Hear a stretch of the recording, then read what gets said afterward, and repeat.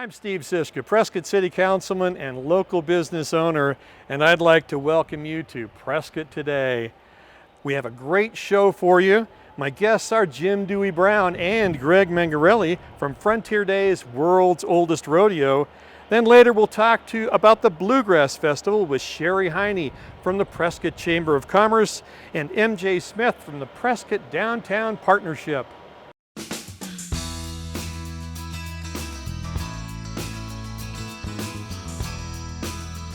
Well, folks, normally it's ladies first, but today we're going to switch it up a little bit.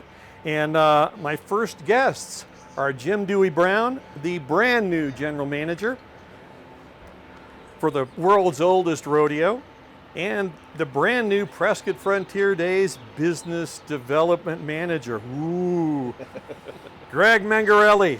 Welcome, gentlemen. How are you? And I'm using that term loosely. Thanks, Steve. So, Jim, this ain't your first rodeo. No, it's not. It's not. But it is your first rodeo as general manager of Prescott Frontier Days. And so tell us a little bit about yourself and how you ended up in Prescott. Well, I job open, so that's how I got it. That's how I ended up here. So, no, I college rodeoed, and I come from New Mexico and pro rodeoed out of there. Was a rodeo coach at New Mexico State for several years, and then I was running a facility in Socorro for the last 4 years, and then COVID hit and kind of put us all out of business in New Mexico for sure. So, but not the world's oldest rodeo. Not the world's oldest rodeo. No. So have you ever been a participant out here? Yes, I've actually every year that I had my card, I participated. So what do you like to ride? Saddle broncs. Saddle broncs. That's impressive. That's a death wish. So what are the dates of this year's rodeo? June 28th through July 4th. So that's what day of the week does it start? Monday. Monday, all right. And the $1 million question, are tickets still available? Tickets are still available. All right, and how do they get them? They can call the office, 928-445-3103, or go on our website, worldsoldestrodeo.com. Okay, all right. So how many performances? 8. 8? And wow, here's a question. What can we look forward to in this year's rodeo? So I guess the newest thing, we added women's breakaway roping. It's a fast-paced, Really? timed event, women. So there you go. Well, that's awesome. And I asked you this before we got on, but it's important to me. Who's the entertainer? So this year we have Charo on the road, Tomas Garcilazo, Okay. and Rockin' Robbie Hodges is our barrel man. Okay. Can you tell us a little bit about what Charos do? So Tomas, he's very, very talented trick roper, Charo. Okay. He does a lot of trick roping. He's got a beautiful Palomino horse. You won't want to miss that one. No, I won't want to miss that one. And, you know, during COVID, Prescott Frontier Days was one of the few rodeos that actually ended up running. And so we got all the top riders. Can we expect that again this year? I think we can, just because there still are a lot of states that are still closed down, or there's still a lot of the big rodeos haven't happened, and so those guys are needing a place to go to get their count for NFR. So they'll be here. Awesome. That sounds absolutely excellent. So why do you think this rodeo, World's Oldest Rodeo, is so successful? Well, it's historic. You know, it's the oldest. So Yeah. you know, and of course, to keep the cowboys coming, you know, they added money. That's always great. There's a lot added for this rodeo. And the spectators, what do you think they love about this event? Same thing. You know, it's Well, a historic. lot of these people have never been to a rodeo before, and they're coming because it's a classic, and they went to Prescott, and they got to say they came here. What do you think they really enjoy once they get here? You know, I think it's everything. The town, the rodeo itself. You know, how it runs. You know, it's traditional. You got the grand entry, the wild horse race, and then all the other events. You know, that's what makes Prescott World's Oldest Rodeo what it is. So. That's awesome. So, Greg, can you explain the relationship between the rodeo and the Frontier Days organization? That's a good question, Steve. You know, there's a group of people that are very passionate about rodeo and particularly our world's oldest rodeo. And they're on the Prescott Frontier Days Rodeo Committee. We have a board and members.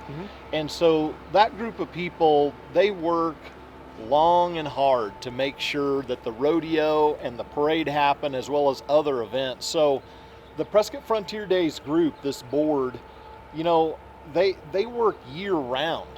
Not just on the rodeo, but we have the second largest parade in the state that they put on. There's other events they do throughout the year. And so, you know, you have a group of people that do a tremendous job working hard to make sure this tradition and other things happen throughout the year. And the rodeo is just one of the many things they do. All right, the parade. You know, we were wondering if it was going to happen last year. People love it. So what about the parade this year? How many entries? Are we going to have it? Yeah, we're going to have a parade this year, and we expect it to be pretty robust, Steve. You know, like Jim was mentioning, some of these other parades aren't happening, and folks are flocking to our parade this year as well. I think we have around 80 entries now, but we anticipate to have probably double that or more. Typically, with our parade, it's an awesome event. And it's like I told you. You get up around 180 entries, and we've had that before, and my eyes start to glaze over.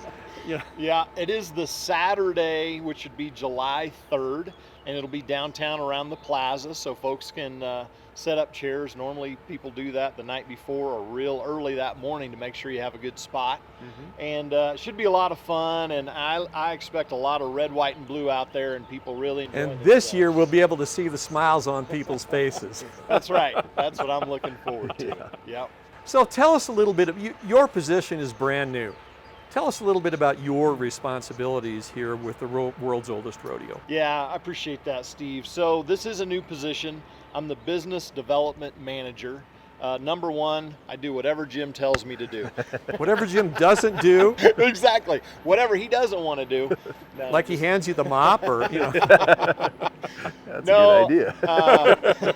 No, you know, really what I want to do here, Steve, and what the Prescott Frontier Days board has asked me to do, that's who I report to, is that board, is to raise money for capital improvements here. You know, we have the world's oldest rodeo, and sometimes it looks that way, and we want to change that. We want to make sure that this place is upgraded and renovated, and so there's a lot of money that needs to be raised. I'm working on that right now. We're working on a buckle club, 100 members of community members who are really passionate about the rodeo and want to give their dollars to be in this club, but most importantly, they want to see this place improved. So Jim and I have a vision, and with the board, to see a bunch of improvements happen here. And one of the first ones, Steve, is the bathrooms on the other end of the grandstand here. You know, we have all these porta-johns every year, and we really want to make the fan experience enhanced. And so we're working on some things to do that here with those bathrooms by next summer, so we don't have to go into a porta-john. But a lot of other cool stuff happening around. Well, it's amazing when you have to enhance the customer experience with bathrooms. But that's where we're starting. So we are the world's oldest rodeo, and up until Prescott came in and spent over $1 million a couple of years ago, we were the world's oldest grandstand. Yeah. And so we did some electrical work, we did some HVAC work. Tell us what the future looks like for not only the grandstand and the arena, but the whole rodeo grounds. Yeah, absolutely. So with all these upgrades, we're hoping to have more equine events here throughout the year, and want to open this up to the community. Throughout the year, we'd like to see more groups using the rodeo grounds, maybe during Christmas when all that is going on downtown. We'd like to have something here that we could offer folks that are coming to town for those other events. So you're going to need some heaters. Yeah.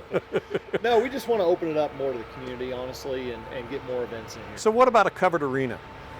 Yeah, that's something that's long range in our plans. We talked to the board about that recently, and they're in agreement that once we get some of these other critical things done, that could be something that we would do down the road. It does open us up for some more bigger events to have 2 arenas here. Just to be clear, we're not talking about covering this arena. We're talking about a totally separate covered arena.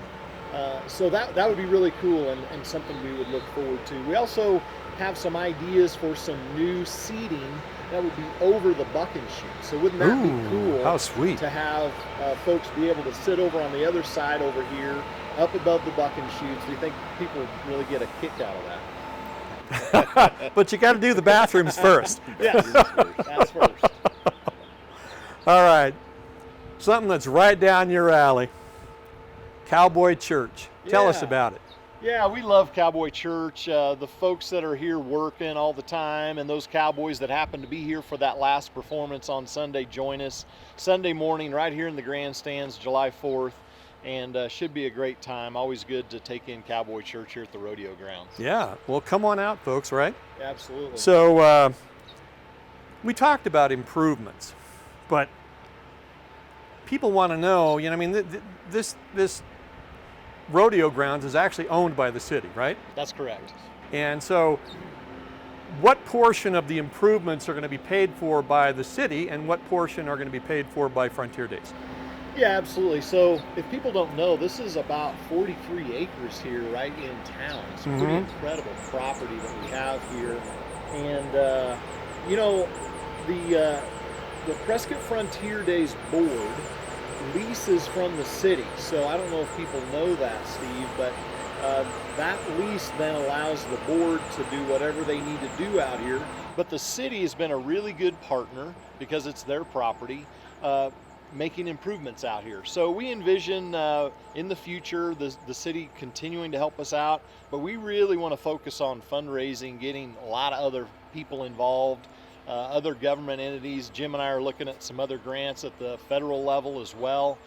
There seems to be money for these historic grounds that we can find federally as well. So there's a lot of different funding sources we're looking at right now. Well, that sounds great. Jim, you have anything to add to that? Get your tickets. All right, get your They're tickets. going fast. So I'm going to let you guys off the hook. I want to thank Jim and Greg for being on our show today. Thank you both for what you do to maintain and keep alive our Western heritage. Thank you very much, both of you. Thanks, Steve. Appreciate it. Thank you. Thank you. And folks, we'll be right back with Sherry Heine from the Prescott Chamber of Commerce and MJ Smith from Prescott Downtown Partnership.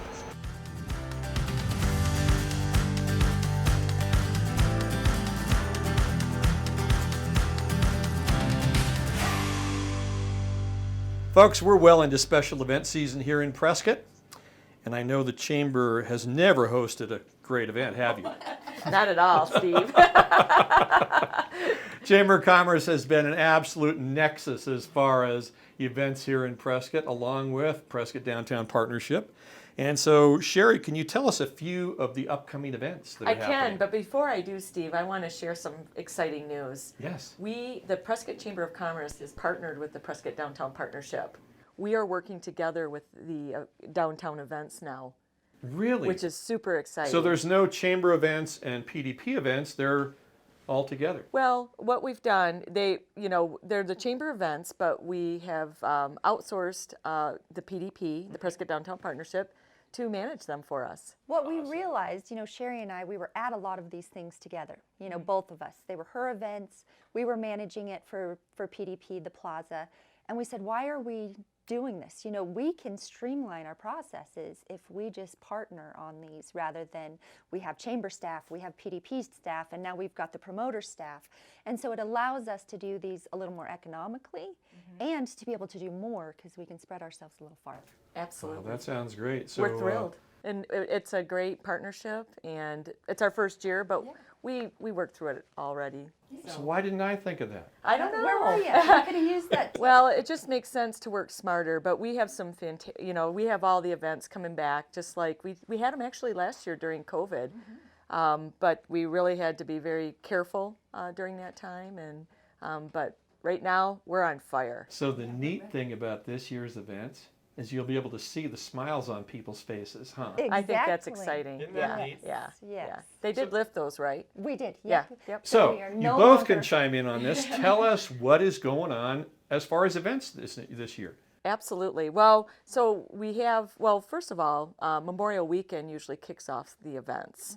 And I'll let MJ talk about the Phippen Museum. So the 47th annual Phippen Western Fine Art Show is Memorial Weekend. They have about 140 vendors out there coming out from all over the United States, Canada, Mexico, some even from Europe. And with shows on the East Coast and the Midwest still not opening back up, we were able to recruit a lot of vendors who had never been to our market before. And you know, the Phippen Fine Art Show really sets the bar for fine art at the plaza. Yes. They are not crafters, they are genuine fine artists from all over who have come out. And we also see collectors from across the country come out to this show because they get to see such a wide range of artists in one place. Okay, so It's that's super not just paintings and that genre. It's bronzes. It's you name it. Yeah, ceramics, glass, you name it. If it is a Okay. fine art, there will be vendors there. And then same weekend, we also have the Chamber's Off-Street Festival, which has another 60 plus vendors. Where's that going to be? Right on the corner of Goodwin and Montezuma and Okay. in the Chamber parking lot. So right there on that corner lot and in the parking lot. So from the north end of the plaza to the Chamber's parking lot, there will be in excess of 200 vendors in town over Memorial Weekend. Wow. Yeah. Hopefully they know about the free parking over at the city garage. Oh, we tell Absolutely. everyone. Absolutely. Use the parking garage. Yeah, So that kicks everything off. it does. It does. Gets everybody in the mood.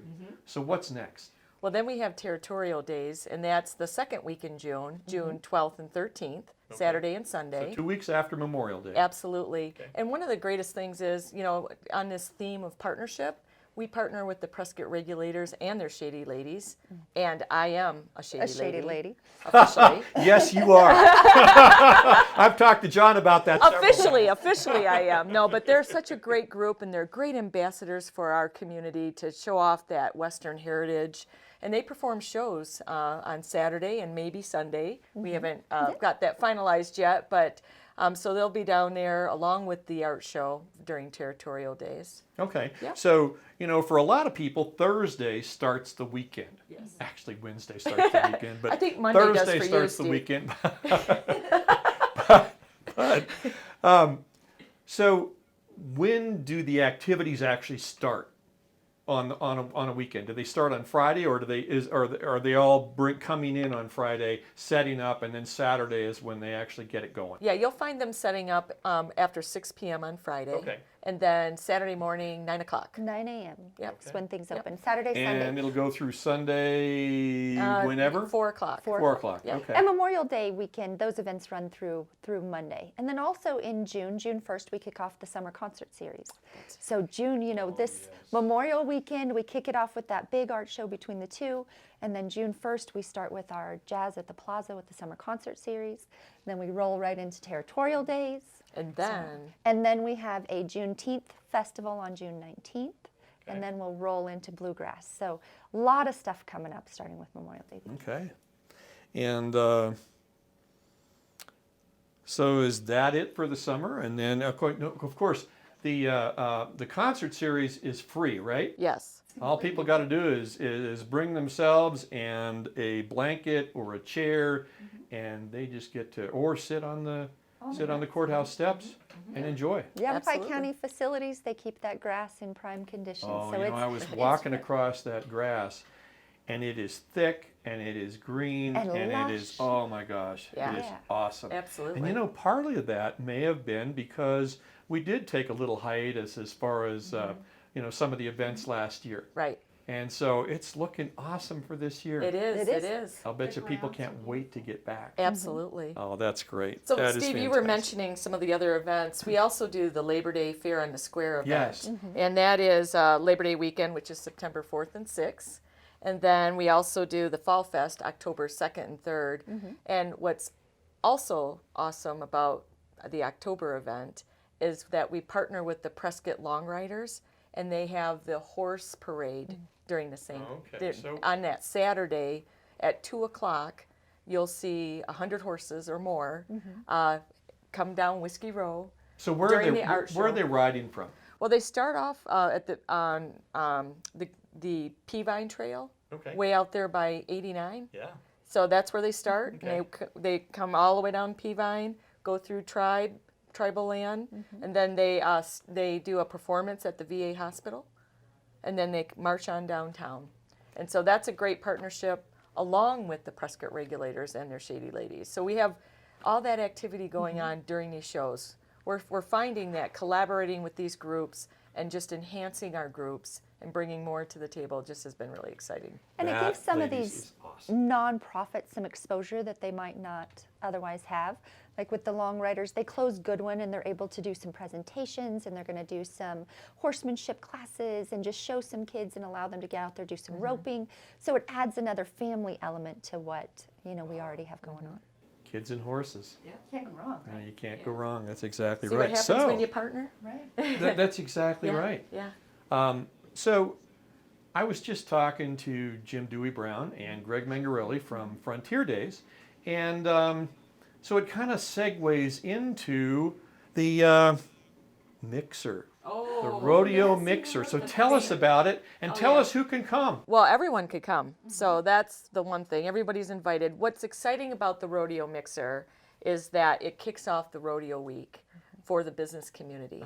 So all the chambers work together along with the rodeo folks, and we put on this huge networking event, which we've all been at. It's a lot of fun, very crowded, and that is Thursday, June 24th, and it's from 5 to 6:30. And it's a great time, and everybody can join us. Does it cost anything to get No, in? it doesn't cost anything. And in fact, you could probably go away with a door prize because all the businesses bring in door prizes, and it's just a great event. It is a great event, and once again, it's open to the public. It right? is. It is. And All so people invited. get to come in, they get to look out at an empty arena Yes. and actually see what the expanse of it is. You know, when it populates, it gets smaller. Absolutely. But boy, it's a big arena when it's empty. It is. But you have to wear your cowboy hats. All right. All right. What about boots? Yep. Those two. So, does your Zorro hat work out? Well, this is for bluegrass. Oh, okay. Yes. Okay. All right. And we're going to get into that in a little bit. Is there anything else you'd like to say about the mixer? Well, the mixer is just it's a great way for all of our businesses to connect, actually for the whole community to connect. I think that's what's so important about that event. Okay. Yeah. And what is the date of the mixer? So it's Thursday, June 24th. Okay. Yep. Thursday, June 24th. Yep. Make note of that, everybody, because you're going to love it. It's an outstanding event. Absolutely. One other thing I just want to add real quickly is that the visitor center is the state designated visitor center, and we've started our walking tours again, which is something that was postponed last year due to COVID. So we partner with the Charlotte Hall Museum guides, and you can take a 90-minute stroll through downtown and learn about our history. And those start Fridays and Saturdays at 10 a.m. at the visitor center. So that's another great way to just be outside. So what be kind of involved. crowds do you usually get for those? We get residents. I think it's a great team builder for businesses. Bring your staff, learn the history, get out a little bit, and a lot of our visitors as well. And we have about 25 that go through the walking tours every time. So speaking of walking, what about Heritage Trail? Yes. Tell us about The that. Heritage Trail, well, all trails last year were strong because Yes. everybody wanted to be outside, but the Heritage Trail is still But going Heritage strong. Trail ain't It just starts some at the ordinary visitors. trail, is it? It is not.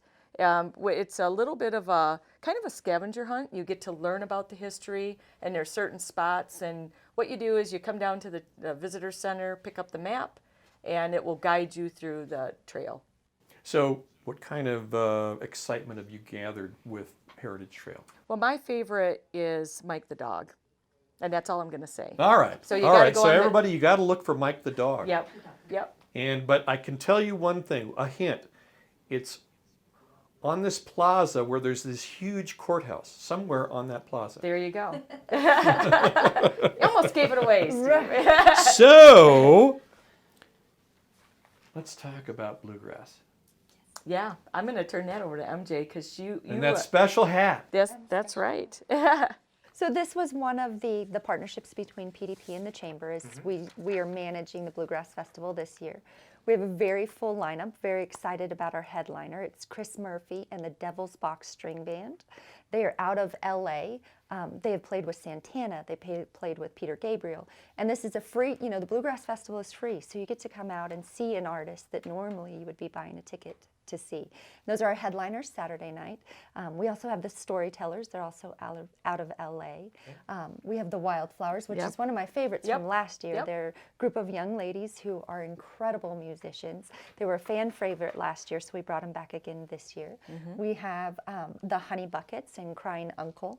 It's just an event that is very beloved here in Prescott because you get to come out, you get to sit at the plaza under those beautiful trees. Our weather is incredible in June, and you get 2 full days of free bluegrass music. So, Well, a little history about this. tell us. Kathy was not only a big part of courthouse lighting back in Right. the late 80s, Yep. but Yep. also in the late 80s, Mary Baker, who was executive director of the chamber at the time, conned her into working bluegrass. Awesome. Of course. Yes. You can't eat just one. Nope. And so that was when it was out at Watson Lake Park. Yep. And was actually a fundraiser. Right. Oh my goodness. And so Yeah. that's kind of just a little aside, but so we have a little history with bluegrass. But can you tell us a little bit more of history about the Bluegrass Festival? Absolutely. Well, we're celebrating our 40th year, so that's Wow. exciting. And the biggest part of the history for this event is that it is the largest free bluegrass festival this side of Mississippi. As in free. Free. Free. Yep, that you can attend and there's no charge. And we do that because of the generosity of our businesses. Okay. And we couldn't do it without Lamb Chevrolet. Okay. They're our presenting sponsor, and they really help us with help having this event free. Lamb is pretty awesome. Absolutely. We Yes. have many other sponsors, but they are our presenting. And without these sponsors, we wouldn't be able to cover things like Sure. the artist fees, the sound, because we don't skimp. A lot of free music that you see maybe doesn't have the best production or it doesn't have the highest level of musicians. And because of sponsors like Lamb, we're able to bring in these acts from, outside of the market, outside of the state, and give you a very high caliber free music event. So when you used to be able to go out to Watson Lake Park, and that was, you paid to go to the festival back then, but you could camp. Yes. So do we offer camping anywhere? We do. We have dry camping at the Mile High Middle School. Okay. And then I'm sure folks are finding camping throughout the community Sure. as well, because we fill the city up with this event. Okay. Through hotels and camping. And I mean, just last night I got a text because people wanted to see the Wildflowers from Texas. So these bands have followings. So people just follow them all over. They do. They do. And one of the neat things about the camping at Mile High is a lot of the musicians, stay there as well. So at night, after the music is over, the official music is They over, they're out there jam. picking and Yeah. jamming. Yeah, I And love so it. some amateur musicians get to get their, instruments out and they're all playing together, and it's a really neat thing. It Really is. neat thing that happens. You over know, there. And it's only $15 a night, so it's Yeah. very economical. Yeah. And you get to extend that bluegrass experience. I'm so glad you guys have partnered. That is so awesome. Isn't it fun? Yeah. Yeah. Yeah. Good You know, stuff. I've only been in my position just a year. I took this position in April of last year, just right in the pandemic. And one of the first people that welcomed me was Sherry. And we chatted and laughed and we got along really. And she goes, we're going to do some fun stuff, you and I. And COVID didn't let us do all that we wanted Right. last year, but Right. but there's some stuff yet to come. We're just getting started. Absolutely. Watch out, Prescott. So Sherry, Yes. you're the executive director and president of the Prescott Chamber of Commerce, right? Yes. Okay. And so On most days. tell us a little bit about what you do over at the Chamber of Commerce. Are you just a cheerleader for Prescott, or is there something more? Well, there is more. First of all, it's a team effort for the whole chamber group. We're the state designated visitor center. We're the Chamber of Commerce. We also have a foundation that I oversee as well. We're involved in economic development, workforce, tourism. Our goal is to provide resources and leadership to grow, and not just grow, but provide services that help our business community. Okay. And it's great. It's more about partnerships and connecting. And yes, we are the cheerleader. I always tell people we're kind of like the receptionist of the community, because you know, when people don't know what's going on, they call the chamber, and we have a team that's there 7 days a week that answers those questions. All right. Well, tell us a little bit about the Visitor Information Center. So we're averaging right now, after COVID, 100 plus folks per day coming in to visit downtown or visit the whole area. A lot of these folks are thinking about moving here, or they're here for the day and they want to find out what to do and where to go. I got a funny story to tell you about that. I was over at the city, Yeah. and these people wandered into the kind of the hallway, and they were looking around, and I'm going, well, can I help you find something? And they're going, yeah, we're looking for the visitor center. And I'm going, well, so I always tell my employees, don't just point where it's at, take them there. So I took these people over to the visitor center, and all the way walking, they were going, I can't believe it. You're actually taking us over there. And you're like, well, it's called Welcome to Prescott. absolutely. You know? Everyone's hometown. The other great thing about the visitor center is that we have the community calendar as well. So you can go to prescott.org and learn about all of these events that we're talking about, plus more. And if you have an event, you can post it on that calendar at no charge. And then we also create a quarterly printed calendar of events of what's going on as well, because folks still like the printed stuff. We do 30,000 copies a quarter that we hand out for what's going on in the area. And we're also now supporting the airport, the new terminal. We have a mini visitor center in that area as well, so we're stocking that. Isn't that a beautiful terminal? Oh my gosh, it's wonderful. Folks, if you haven't been out to the terminal, you need to go out. Just take a look in. It is gorgeous. It is. It is. So we're pretty busy. We do more than what most folks think. We're not just about ribbon cuttings and parades. We're about really just helping people. That's good. That's great. And now you get the both of you partnering to help people. Yes. Which leads me to, we've said Prescott Downtown Partnership. What is it? Why is it? What is it? We are a merchant organization that focuses on the needs and the voice of the downtown businesses. So we have 140 members, and all of them have to have a vested interest in downtown. So that's our number one priority, is being a voice for those downtown merchants. And then on top of that, our mission is to continue to drive tourism to downtown so that those businesses located downtown have that regular foot traffic coming in. We keep it vibrant, we keep it relevant. We do the flower baskets, we do any of the events that are at the plaza. We partner with the chamber, we partner with the city on the summer concert series. So we've got our hand in a lot of different pots, but mainly we are down there to ensure success of our downtown merchants. You know, that's really awesome. For you guys to get together, add your massive talents to the effort to make Prescott a better place. That's very cool. Very cool. I think so. And we get to have fun when we're doing it. We love what we do. Right. Oh, I can't tell. So I want to thank you guys for everything the Chamber does to create commerce and create the hometown feel here in Prescott. And MJ, thanks for all you do to keep the downtown vibrant. Thank you so much to both of you. And that's all for our show today, folks. Thank you.